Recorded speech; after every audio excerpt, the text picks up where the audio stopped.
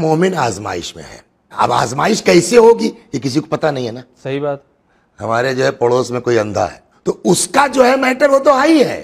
میں بھی پاسبل کہ اللہ نے اس لیے رکھا ہو کہ تمہارا ٹیسٹ تو ہو کہ تم نابینا کے ساتھ کیا کر رہے ہو, بقول آپ کے وہی تم معلول کے ساتھ کیا کر رہے ہو, تم مفلوج کے ساتھ کیا کر رہے ہو.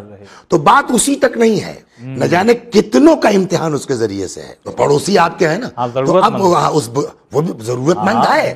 چچا کو نماز کے لیے جو ہے وہ کہیں جانا ہے اور آپ کے پاس بائک ہے, وہ نہیں جا سکتے بوڑھے آدمی, آپ کے پاس کار ہے, یہ بھی ایک آزمائش ہے. اچھا کبھی کبھی یہ ہوتا ہے جیسا کیا ایسا جھیل رہے ہیں نا, اکثر کہا جاتا ہے اکثر مومن اگر ہے تو 40 دن کے اندر اس کی آزمائش ہونا ہے. لہٰذا اب اگر کسی پر کوئی آفت آئی ہے, کسی پر کوئی مصیبت آئی ہے, کسی پر کوئی بلا آئی ہے, تو اس پر طنز مت کرو.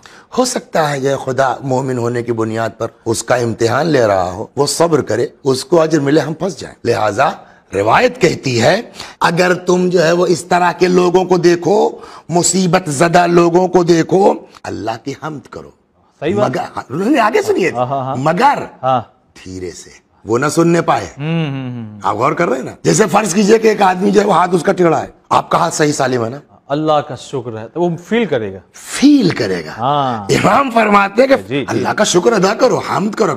اللہ تیرا لاکھ شکر ہے تو نے اندھا نہیں بنایا, لاکھ شکر ہے تیرا کہ اس کی طرح سے مجھ کو تو نے وہ نہیں بنایا. تو شکر ادا کرو, بٹ اتنا آہستہ ہو کہ وہ سننے نہ پائے, کہ اس کو مزید اذیت ہو. اللہ کی حمد کرو, اس کو سناؤ مت, اس کو سناؤ مت. اگر تم ایسا کرو گے نا تو اس کو حزن, ملال, تکلیف, اذیت پہنچے گی. بالکل. آپ جانتے ہیں کیا, وہی جو میں نے ابھی عرض کیا, اس کی اذیت بڑھ گئی تو ثواب بھی بڑھ جائے گا, مگر ہم پھنس جائیں گے. لہذا اپنے حمد خدا ادا کرو مگر اس کی توہین نہ ہونے پائے.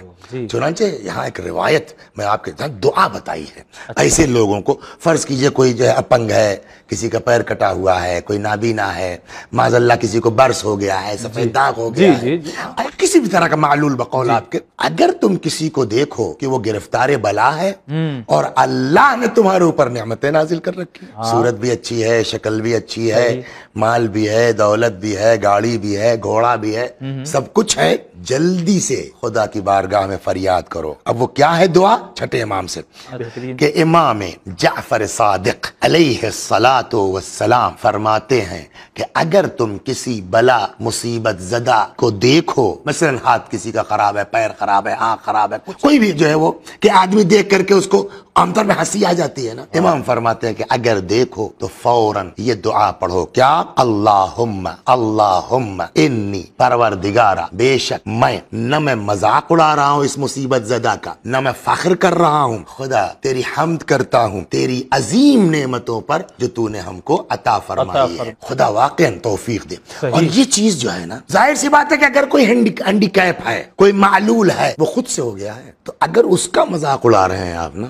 تو اس کا مذاق نہیں ہے. سمجھ گیا, جس نے اس کو پیدا کیا ہے اس نے تمہیں بھی پیدا کیا ہے.